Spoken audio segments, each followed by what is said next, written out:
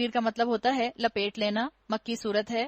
بسم اللہ الرحمن الرحیم. اذا الشمس کوورت واذا النجوم انکدرت واذا الجبال سیرت واذا العشار قتلت. جب سورج لپیٹ دیا جائے گا اور جب تارے بکھر جائیں گے اور جب پہاڑ چلائے جائیں گے اور جب 10 مہینے کی حاملہ اونٹنیاں اپنے حال پر چھوڑ دی جائیں گی. اللہ تعالیٰ نے بتا دیا سب سیٹنگ بدل جائے گی, سب ٹوپوگرافی بدل جائے گی. اور اونٹنیاں جو ہیں وہ اپنا حمل کیوں گرا دیں گی؟ اس لیے کہ اب اور انسانوں کی ضرورت نہیں, اب اور جانوروں کی ضرورت نہیں, اب اور دنیا کی ضرورت نہیں, اب تو دنیا ختم ہو رہی ہے. اور جب جنگلی جانور سمیٹ کر اکٹھے کر دیے جائیں گے, جب سمندر بھڑکا دیے جائیں گے اور جب جانیں جسموں سے جوڑ دی جائیں گی, اور جب زندہ گاڑی ہوئی لڑکی سے پوچھا جائے گا کہ وہ کس قصور میں ماری گئی. وَإِذَا الْمَوْءُودَةُ سُئِلَتْ. اسکالرز کہتے ہیں اللہ کا ایسا غضب ہے اس آیت کے اندر کہ اللہ تعالیٰ نے ماں باپ سے بھی نہیں پوچھا کہ بتاؤ اس بچی کو کیوں گاڑا تھا, اس بچی سے ڈائریکٹ پوچھا. ماں باپ کی طرف اللہ نظر بھی نہیں کرے گا, اللہ ان کو اس دن بھلا دے گا, اس لیے کہ انہوں نے بہت بڑی غلطی کی تھی. اور بچی کو گاڑنے کی کئی فارم ہو سکتے ہیں. ایک بچی کو گاڑنے کی فارم کیا ہے جو عرب کے معاشرے میں تھی. ایک واقعہ آتا ہے, رسول اللہ صلی اللہ علیہ وسلم کے پاس ایک شخص آیا, اور آپ جانتے ہیں کہ اسلام آنے سے پہلے اس معاشرے کے اندر عرب کے کچھ قبائل اپنی بیٹیوں کو زندہ دفن کر دیا کرتے تھے. جب عورت کی ڈیلیوری ہو رہی ہوتی تھی, الٹرا ساؤنڈ مشین تو ہوتی نہیں تھی ان کے پاس کہ پہلے سے ایمنیوسنٹوسس کرا کے یا الٹرا ساؤنڈ کرا کے سیکس سلیکشن کروا لیں. تو جب عورت کی ڈیلیوری ہو رہی ہوتی تھی تو عورت کے پاس ہی گڑھا کھود دیا جاتا تھا. بیٹی ہوتی تھی وہیں زمین میں ڈالتے تھے, اوپر سے مٹی ڈال دیا کرتے تھے. تو ایک شخص اللہ کے رسول صلی اللہ علیہ وسلم کے پاس آیا. بہرحال رسم تھی لیکن انسان تھا, محبت کا ایلیمنٹ کوئی آیا ہوگا. اس نے اپنا واقعہ بتایا. اس نے کہا کہ اللہ نے مجھے بیٹی دی اور وہ اس قابل ہو گئی کہ وہ چلنے پھرنے لگ گئی. اپنی محبت میں وہ اپنی بیٹی کو قتل نہیں کر سکا, لیکن کیونکہ معاشرے کی رسم تھی, اور رسم کتنی ہی ظالمانہ کیوں نہ ہو, رسم کتنی ہی جابر کیوں نہ ہو, رسم کتنی ہی کروئل اور بروٹل کیوں نہ ہو, انسان رسم پر عمل کرتا ہے. کیوں؟ اس لیے کہ سب کرتے ہیں. تو یہ شخص کہتا ہے کہ جب وہ چلنے پھرنے کے قابل ہو گئی تو ایک دن میں نے اس کا ہاتھ پکڑا اور میں اس کو ویرانے میں لے گیا. وہاں ایک کنواں تھا, میں نے کنویں میں اس کو ڈال دیا, اور جو اس کی آخری آواز آئی وہ یہ آئی, ہائے ابا, ہائے ابا. اللہ کے رسول صلی اللہ علیہ وسلم نے یہ واقعہ سنا تو آپ کی داڑھی مبارک جو ہے آپ کے آنسوؤں سے بھیگ گئی. ایک بیٹیوں کو قتل کرنے کا یہ انداز ہے, ایک بیٹیوں کو قتل کرنے کا یہ انداز ہے کہ جب آپ نے پتہ کروا لیا کہ بیٹی ہے اور آپ نے سیکس سلیکشن کروا لیا تو بچی کو ٹرمینیٹ کروا دیا یا ابورٹ کروا دیا. ایک بیٹیوں کو زندہ دفن کرنے کا معاملہ آج ہم مسلمان اور طریقے سے بھی کرتے ہیں. جب ان کی شادیاں نہیں ہو رہی ہوتی, ان کو تانے دے دے کر ہم ان کو زندہ دفن کر رہے ہوتے ہیں.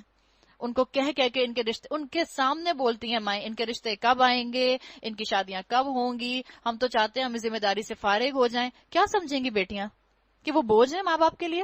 زندہ درگور کر دینا ہے بیٹی کو بیٹی کے سامنے ایسی بات کر کے. پھر بیٹیوں کو زندہ درگور کرنا اس طرح بھی آتا ہے کہ بیٹیوں کو وراثت کے اندر حق نہیں دیا جاتا. ان کو شادی بیاہ پر جو دے دیا جاتا ہے, کہہ دیا جاتا ہے کہ ہم نے تمہیں دے دیا. بیٹیوں کو زندہ درگور اس طرح بھی کیا جاتا ہے کہ جہیز دے دے کر ان کو کم حیثیت کا شو کیا جاتا ہے, بھر بھر کر جہیز دیتے ہیں. کیا مطلب ہے یہ بات کا؟ کہ آپ محبت شو کر رہے ہوتے ہیں اپنی. جب آپ بھر بھر کر جہیز دیتے ہیں تو اصل میں تو ڈیپ ڈاؤن آپ سب لوگوں کو یہ بتا رہے ہوتے ہیں ہم نے اپنی بیٹی کو اب جو ہے جو کم ویلیو کی تھی اس کی ویلیو کو بڑھانے کے لیے ہم نے یہ کام کیا ہے.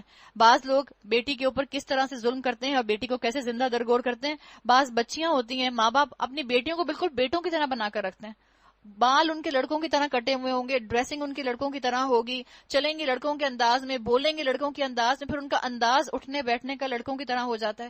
ہم سب اپنی بچیوں کے اسکول کالجز میں ایسی بچیاں دیکھتے ہیں. یہ بھی بچیوں کو زندہ درگور کرنے کے حساب برابر ہے. اللہ نے کہہ دیا کہ یہ ایک سخت بری چیز ہے, برا عمل ہے, اور اللہ اس لڑکی سے اس دن پوچھے گا جب اعمال نامے کھولے جائیں گے. اللہ تعالیٰ اعمال نامے کھول دے گا. بڑا ایگزیبیشن کرنے کا شوق ہے, بڑا اپنے آپ کو دکھانے کا شوق ہے, قیامت کے دن کے لیے سنبھال کر رکھو. اپنی نیکیوں کو دنیا میں فلانٹ نہ کرو, اپنی نعمتوں کو دنیا میں فلانٹ نہ کرو, آخرت کے دن کے لیے سنبھال کر رکھو. اس دن فلانٹ کرنا, اپنے اس ایگزیبیشس ٹینڈنسی کو وہاں استعمال کرنا. اور جب آسمان کا پردہ ہٹا دیا جائے گا اور جب جہنم دہکائی جائے گی, جب جنت قریب لے آئی جائے گی, اس وقت ہر شخص کو معلوم ہو جائے گا کہ وہ کیا لے کر آیا ہے. بس نہیں, میں قسم کھاتا ہوں پلٹنے والے اور چھپ جانے والے تاروں کی, اور رات کی جبکہ وہ رخصت ہوئی, اور صبح کی جبکہ اس نے سانس لی. اللہ تعالیٰ نے لفظی تصویر کھینچ دی ہے اور بتا دیا کہ کس طرح سے صبح ہوتی ہے. اگر آپ نے کبھی منظر دیکھا ہو صبح ہونے کا، اگر آپ کبھی کہیں بائی روڈ ٹریولنگ کرتے ہوئے جا رہی ہوں کسی ہائی وے کے اوپر، وہاں آپ کو کھلی کھلی بڑے بڑے پلینس کے اوپر سورج نکلتا ہوا نظر آتا ہے، کیسے آہستہ آہستہ ایک ایک انچ کر کے سورج اوپر آتا ہے، کس طرح سے آہستہ آہستہ روشنی پھوٹتی ہے. اللہ کی شان ہے. اللہ تعالیٰ نے یہاں بتا دیا، ایک لفظی تصویر کھینچ دی ہے. اللہ تعالیٰ اسی طرح سے انسان کی زندگی کو بھی ایک دن زوال کی طرف لے جاتا ہے. فی الواقع ایک بزرگ پیغامبر کا یہ قول ہے. تو اللہ سے دعا کریں کہ اللہ مجھے اور آپ کو زندگی میں اتنا وقت ضرور دے دے کہ آپ اور میں قرآن کی عربی کو سمجھ سکیں. قرآن کی عربی کو سمجھنے کا بہترین طریقہ اور ایزیسٹ طریقہ جو میں آپ کو بتاؤں، اور جو سب سے زیادہ مجھے بھی فائدہ دیا تھا جب میں نے اپنا 1.5 سال کا پہلا کورس کیا تھا، اس کورس کو کرنے میں جب لفظی ترجمہ ہم نے یاد کیا، ورڈ ٹو ورڈ ٹرانسلیشن یاد کیا، الحمدللہ اس لفظی ترجمے کے یاد کرنے کا فائدہ یہ ہوا کہ اب تک قرآن جو ہے اگر تلاوت ہو رہا ہو تو حرف با حرف سمجھ آتا ہے.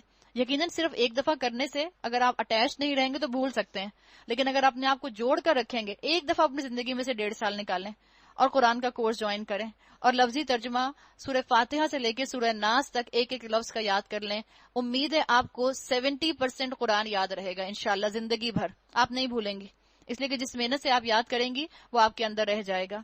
تو اللہ تعالیٰ نے کہا کہ یہ ایک بزرگ پیغامبر کا قول ہے جو بڑی توانائی رکھتا ہے، عرش والے کے ہاں بلند مرتبہ ہے، وہاں اس کا حکم مانا جاتا ہے، وہ با اعتماد ہے، اور اہل مکہ تمہارا رفیق مجنو نہیں ہے. اس نے پیغامبر کو روشن افق پر دیکھا ہے اور وہ غیب کے اس علم کو لوگوں تک پہنچانے کے معاملے میں بخیل نہیں ہے. یہ کسی شیطان مردود کا قول نہیں ہے. فَأَيْنَ تَذْهَبُونَ ایک قرآن کوسچن ہے، تم کدھر چلے جا رہے ہو؟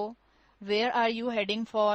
کہاں تمہاری صلاحیتیں لگ رہی ہیں، کہاں تمہاری جوانی کھپ رہی ہے، کہاں تمہارا وقت استعمال ہو رہا ہے، کہاں تمہاری پرائرٹیز ہیں، کس کے ساتھ تمہاری لائلٹیز ہیں، اللہ پوچھ رہا ہے. یہ تو سارے جہان والوں کے لیے ایک نصیحت ہے، تم میں سے ہر اس ایک شخص کے لیے جو راہ راست پر چلنا چاہتا ہو، اور تمہارے چاہنے سے کچھ نہیں ہوتا جب تک کہ اللہ رب العالمین نہ چاہے. اور اللہ رب العالمین کب چاہتا ہے؟ جب انسان کا دل بدلتا ہے. انسان کا دل بدلتا ہے تو اس کی زندگی بدل جاتی ہے. اور انسان کا دل، یاد رکھیں، اس کے اپنے ہاتھ میں ہے. جس چیز کا آپ کا اور میرا دل چاہے گا، چاہے وہ کتنا ہی آڈ کام کیوں نہ ہو، ہم کر جاتے ہیں. تو دعا کریں کہ اللہ میرا دل چاہے کہ میں نیکیاں کروں، میرا دل چاہے کہ میں آپ کے دین کے ساتھ جڑ جاؤں، آپ کے دین کے لیے والنٹیئر کروں،